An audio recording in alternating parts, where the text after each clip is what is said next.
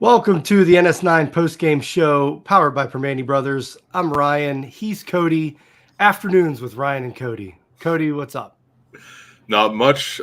Just, watching what I thought was going to be a great baseball game, which it could have been better, but it was good. But, other than that, doing all right. Right.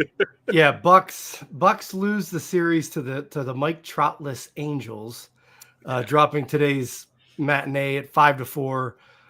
I'm going to start calling them the Pittsburgh one big inning Pirates. I have kind of a stat about that for later. Okay. I'm not usually a stats guy, Ryan, but I dug into some stats today. I like it. But yeah, it's a tough one. And when the Pirates are in the kind of the rut that they're in right now, it's just it stinks. And the offense just hasn't been good enough. And they finally get, some runs today, a big inning, and they still can't win. So, yeah. Well, before we get too far into this, we have to do our ad read here for Bet Online. Bet Online is your number one source for all your summer sports this season, from MLB, golf, NBA, and NHL playoffs. All the latest stats, news, scores available to you and your favorite teams. Get the latest odds and lines, including the latest team matchups, player props, odds on just about every sport out there. Head over to the website today or use the mobile app to get in on the action. Bet Online, where the game starts. Yeah, well, this one started. We're doing ad reads now, Ryan. We're doing ad reads now? This is weird. Yeah. Here, look at this. Connor, raise it. You're doing it wrong, Connor. You're doing it wrong. I wanted to give out sandwiches, Cody. I don't think you and I have given out sandwiches this year. Well, not together, but I think I did the one game. Yeah, the midday crew. We haven't given out a single sandwich. Yeah, the afternoon games have not been going too well. So, but yeah, I mean, this one started out, Martin Perez on the mound, which has been one of our better starting pitchers of the year this season, and he, Perez, I thought pitched fine, until the sixth inning when he kind of ran into some trouble. He left the game with only 2 runs, on his record, but he had 2 inherited runners. They both scored because Luis Ortiz came in and kind of just started giving up hits left and right. So he ends up with five plus innings pitched, 4 runs. It wasn't his best outing that we've seen him have, but I mean, once again, the starting pitching has them in the game. Yeah, and like you said, it wasn't until the start of the 6th there where he got into some trouble, and he even gave up a home run early in the game. And I think, at least for me, we've been seeing that from our pitching staff, but it's like that doesn't worry me. Giving up a home run doesn't particularly worry me with especially this pitching a solo staff. Shot.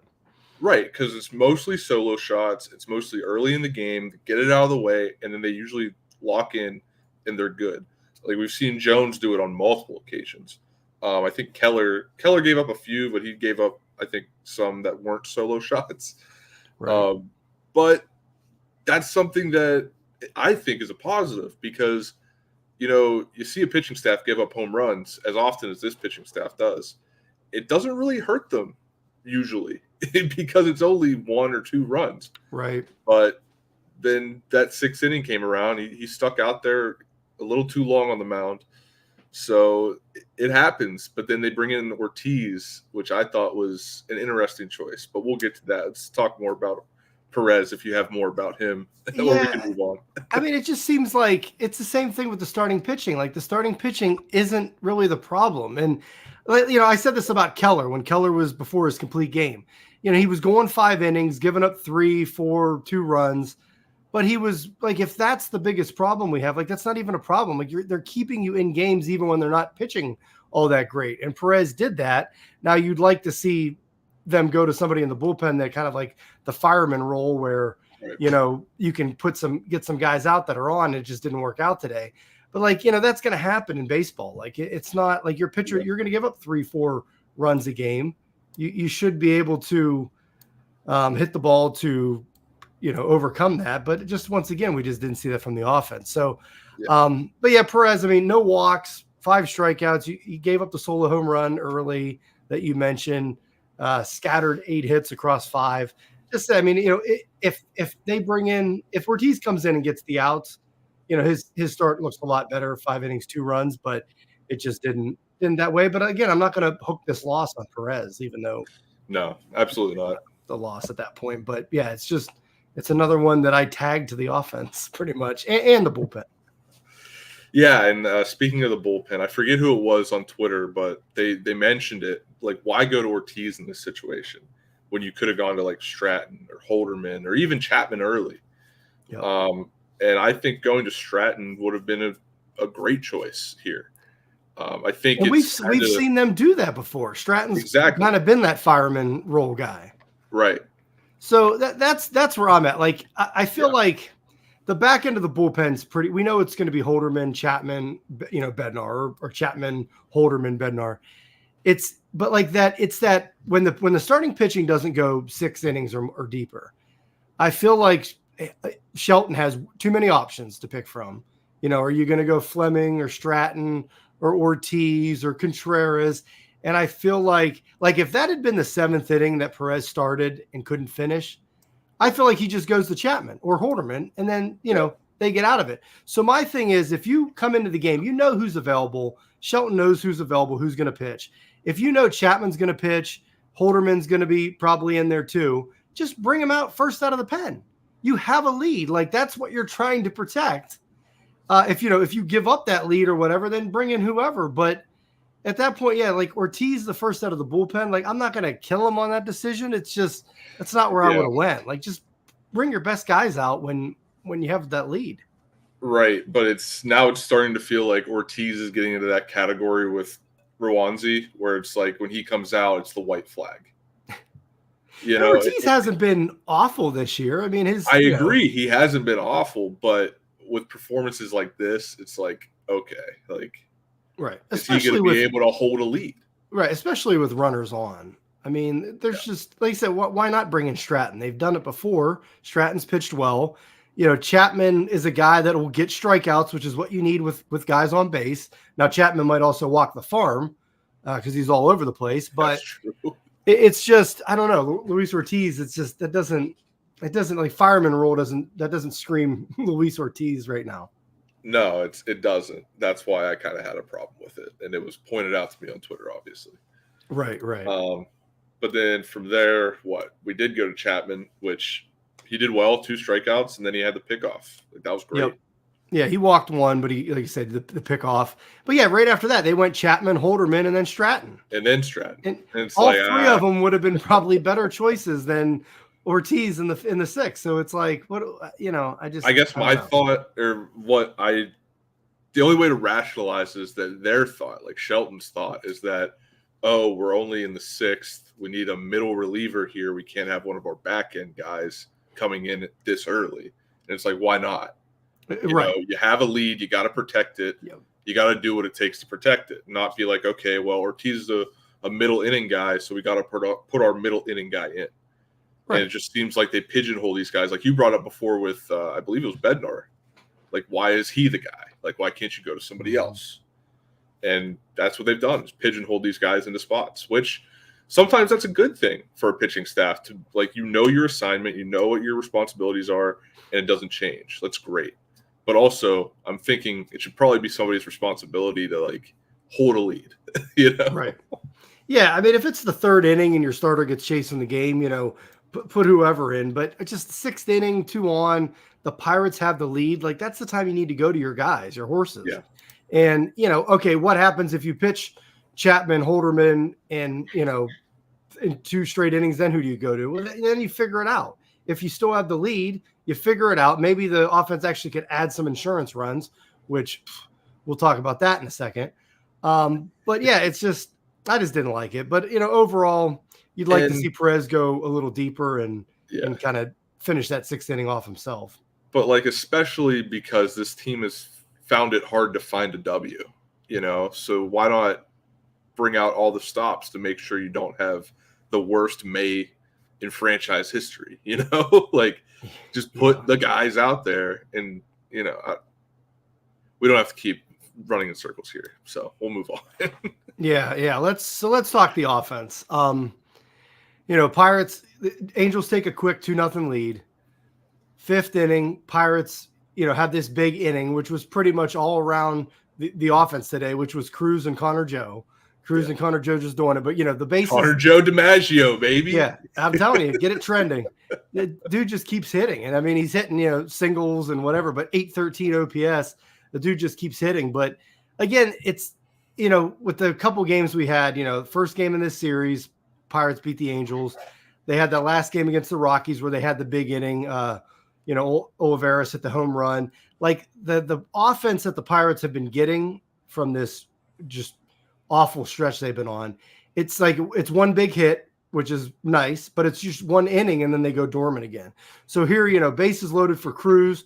Cruz gets the base clearing double, huge hit. Like it's just that big hit the Pirates have been looking for. Connor Joe singles him in next at bat. Pirates are up 4-0 or 4-2. They take the lead. And you're thinking, okay, here we go. Like we can add on in this game, and just nothing. Can't add on all game. Obviously, the Pirates give it up in the 6th, and then the Pirates, the bats pretty much went dormant. I don't even know. Did they have a hit past the 6th inning? Now that I'm thinking of it, I don't think so. I was going to say They went down pretty much in order for those. Yeah, here it is. Angels bullpen. Yeah, 0 hits, 0 runs, 0 walks. And that's what – so I tweeted out about, Soriano being on the mound. Soriano going into this game had like a 4.9 walks per 9 in his career. So I'm thinking, okay, well, this is a great situation for the approach that the Bucks have. They take all the pitches. Well, they'll get some walks, and then 4 innings through the game, they got 0 walks. They finally get a couple walks. Soriano walks back-to-back guys, load the bases for Cruz, and then they get that big hit. But it was like, of course, like the guy that has like control issues, he's mowing us down for 4 innings until he finally walks some guys. But yeah, they didn't have one hit or they didn't have a base runner against the bullpen. No, it's crazy. And I don't get it. It seems like this team just decides that they're going to be the anecdote for all these bad pitchers. Like they're going to be the medicine and get these pitchers back on track. I don't know why. Like, why not take advantage of someone being in a slump? Get yourself out of a slump by taking advantage. But it goes the other way around for this offense for some reason. And it seems like whenever they face a decent pitcher, that's when the bats come alive. It just doesn't make sense. No, and like Sean said here, I posted the comment. We don't even need a good offense at this point. Yeah. The starting pitching has been so good. You just need to be like average. And, and like these big innings that they're having, it's coming from like Cruz's double today. Cruz homered in that Rocky series. Like that was the big inning. Olivares' big home run. Like those are where they're coming from. It's not coming enough or frequent enough for, going into this year. I thought Cruz, Sawinski, and Henry Davis were going to be the 3 guys, even Rowdy Tellez, which we'll get there. My God, I feel like you just say his name, you're going to hear boos. Yeah. I thought those would be the 3-4 guys that would lead this power on this team. And Cruz is sort of starting to come around, which is great to see, but nobody else really is doing much of anything. So It's tough. You can't have this offense where, we said before, you got to score runs. Now they're doing something in 1 inning, but that's it. You need to be more consistent. Right. And you bring up Cruz, and I got some stats today. I alluded to that earlier. I'm not usually a stats guy, but this intrigued me. This intrigued me when Joe Block brought it up on the broadcast. So when Oneil Cruz is batting in that 3-4 spot, he has a 333 average. He has a double, 2 home runs, 6 RBIs. and he's slugging .625. That's phenomenal. That's pretty good. Like for him, like right. I'd take that. And it's like that's where he's had probably the least amount of at-bats, or at least an average amount of at-bats this season, because for some reason he's being thrown at the bottom of the lineup if he's not batting first in the lineup. And it's like we need to find this middle ground for him. I think this is it. The other stats I had was the middle innings, 5th and 6th inning. O'Neal Cruz is batting .310, has a double, 3 home runs, 10 RBIs, 1 walk, and 2 stolen bases with a .759 slugging percentage. So you mentioned that's the 5th and 6th inning, right? So that's around that time where the pitchers, they're either changing or they're so that's what I'm wondering. We maybe have to dive into that a little more, because I'm wondering, is it like the 3rd or 4th time he's seeing the starting pitcher? Or is it he's seeing like the bullpen, like somebody different from the starting pitching? It's probably the 3rd time, like the 3rd time he's seen the starting pitcher. That's exactly what it is. So that makes sense. But yeah, it's been brought up, I think, more so in the past week or two, about these lineups. Like Shelton's had he had like, in 20 some games, he had 20 some different lineups. A ridiculous amount of different lineups. Yeah. McCutchen goes to lead off. He hits 2 leadoff home runs, and then they move him again. It's like, well, why not just leave these guys in a spot? And, Donardo and Fort talked about that last week, about just the lineup being mixed around. And yeah, it's true. It's like, stop moving these guys around, especially if you find like these guys, they're baseball players are superstitious. They're weird. They're creatures of habit. Like, they're going to hit, what's Doug saying? They're going to, they're going to feel comfortable in a certain spot, but it's a mess. I agree with it, because I'd rather see people, as my alarm goes off, I'd rather see kind of just a more consistency in the whole lineup overall. Right. And I think it's starting to get to be that time where there needs to be a consistent lineup. You need to know where your guys hit best at this point in the season. I mean, you're almost 2 months in, and it's like, we don't have a lineup. Like, you never know what's going to happen out there. We don't know. And the players are showing up to the park each day, not knowing where they're hitting. Exactly. And like, it's like Pee Wee baseball. Like, okay, we're going to give so-and-so a shot at batting leadoff today. And then little Johnny's going to hit 4th because we think he has some power. He was hitting well off the tee in the cage, Who knows? Who knows how Shelton does this lineup? I'm sure it's based off of, like, what? Well, everybody. I just had a brain fart. I'm so sorry. No, everybody tells me when you question Shelton, well, that's the analytic team. That's an organizational thing. It's based off it's matchups. From up top. It's Ben Cherington and the analytics. It's like, well, what does Shelton who's managing this team? Ben Cherington or tell me what Shelton does? Who's doing what you do here? Like, what do we do here? Are you just the people person? You're just moving right? Are you just the guy that everybody's like, hey, that's Uncle Derek. He's awesome. He's like, I work with the people. I mean, it's just so that's what I'm supposed to say. Everybody always goes to that. Wow, it's an organizational thing. Well, what is Shelton doing then? Why do we even have a manager at that point? Right. Just have Cherington in the dugout. I get it to the extent that it's a philosophy, right? If this organization's sticking to a philosophy, so be it. But like, if that's the case, then it's Shelton to blame because he bought into this philosophy. It's not the general manager being like, this is how we're going to play, even though he's probably the one that was like, hey, this is how we want to build our team. But the manager has to also buy into that, and he obviously has. So, therefore, blame goes to the manager. Right. And so it's not like watching Moneyball where, Hoffman's character, he's like, I don't want to put this lineup out today. Yeah, he's like, well, you can't play him at 3rd because I traded him. I just traded him. Yeah. Yeah, I don't think that relationship's going on with Shelton and Ben at this point. Exactly. That's not what's happening. So, yeah, so speaking of, where players know where they're at in the lineup and hitting, let's talk Rowdy Tellez, because he doesn't seem to hit anywhere in the lineup. Rowdy Tellez 0 for 4 today, 2 strikeouts, just awful at bats too. He came first inning right off the bat. They get 2 guys on, 2 out. He's at the plate. Like, this is what you're brought here for. You're brought here to hit for power, to drive in runs. He strikes out in like the worst looking way possible. And then the next at bat, I think it was even worse. The strikeout where he swung the pitch was like in the plate. He waits for the worst pitch possible and he swings.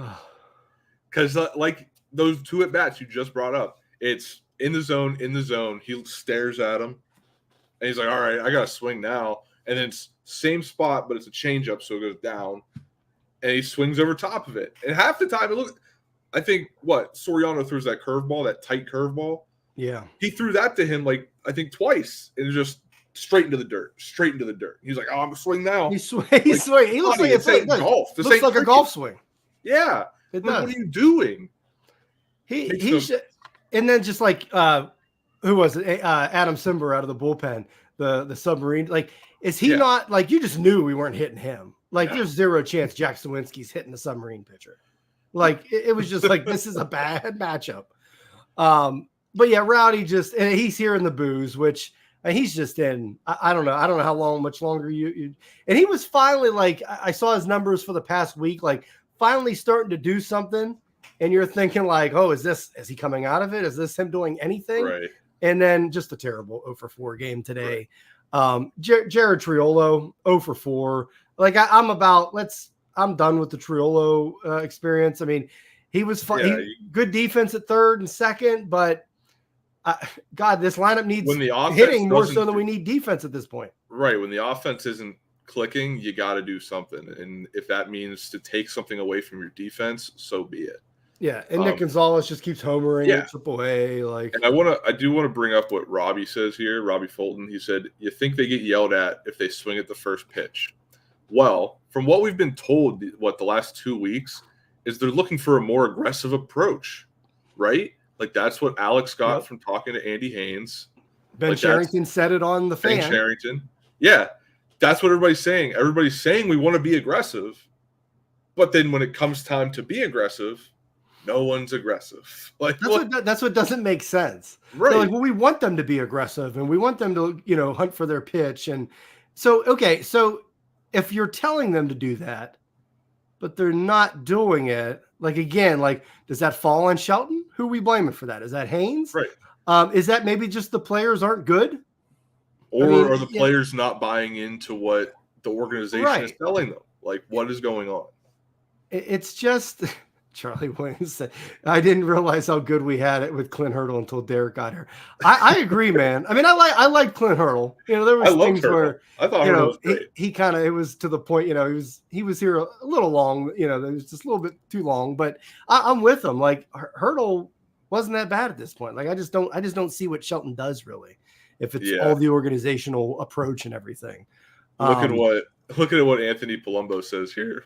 Shout out. Used to play basketball with him at the Y. But at this point, why aren't Skeens and Jones two-way players? Because they used to be.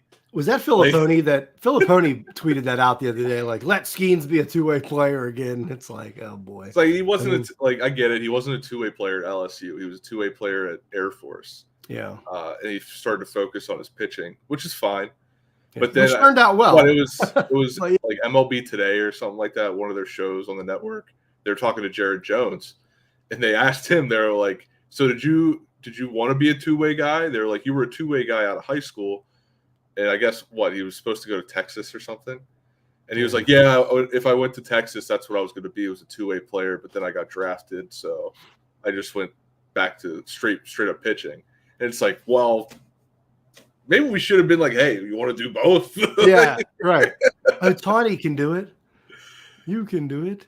And then Bubba Chandler is another one who was a two-way guy that we drafted. Yeah, it stinks, with the NL going DH too, which, we've talked about that. I'm a big, pitcher should bat guy in the NL, but it would have been nice to have that and see Skeens and see some of these guys when they come up and they get their at-bats to see how they were. But yeah, well, anyway, they'll take any help they can get. But the rest of this offense today, Cutchin 0-for-3, he had a walk. Reynolds 0-for-3, walk. They both scored on the Cruz double. Yeah. Joey Bart had a double, Sawinski double. But besides that, just nothing else. Like I said, it's that one big inning. And if Cruz didn't have the double, we probably got shut out today, or whatever, maybe got one run. Yeah. It's just bad, man. It's bad. You can't lose a series at home to a Mike Troutless Angels. we talked about losing that series to the A's, and there people are like, well, the A's have beat some teams this year. Well, the Angels are 12-22. They were 12-22 coming into the series. They don't have Mike Trout. Ohtani's gone. Like, they got Logan O'Hoppe and Cole Tucker batting second. Cole Tucker was their 2-hitter today. And Cole Tucker was making plays at third base like Mike Schmidt. I'm like, what is going on over here? Oh, man. I didn't think I'd see Cole Tucker back in the majors and play that well. But batting second, and he went 0 for 4. I mean, he didn't do anything offensively, but, I mean, this Angels lineup stinks. It's just, you can't lose. You can't lose the series. No.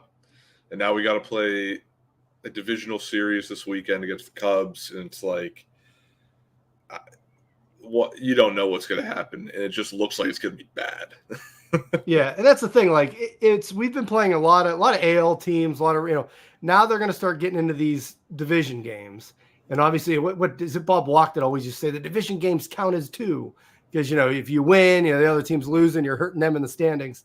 So these are going to be some big games coming up. So, but I just feel like their answer to figuring this offense out is just, well, it's, we're going to figure it out. We ran the projections 10,000 times, and in 6,000 of the projections, they all hit the ball better than they are now. Well, I hate that. I hate it so much. Like, I don't care about your predictions. Play the goddamn game. Right. And they are, and they're not playing it well. Yeah. They're not hitting the ball well. And it's a shame because the starting pitching has been pretty dang good so far this year. There we go. We got some hashtag ban the DH in here. Let's go backwards. Let's do it. Bring the hitters back. Let's Skeens back. That's the other thing too. Like, just talking about the Pirates overall. If they're going to call Skeens up Saturday, are they going to wait till Friday to announce this? Like, how stupid is that?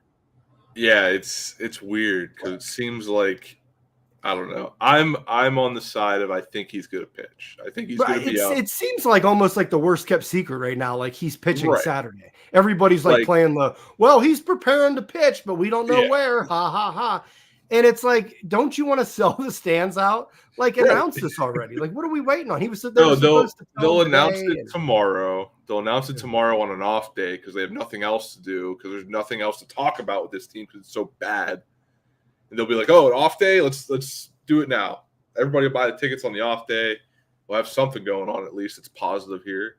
And then they'll play a game Friday and lose, and it'll be more negative. I don't know, man. They might. Well, first, I don't actually believe they are calling them up Saturday because it's just the Pirates.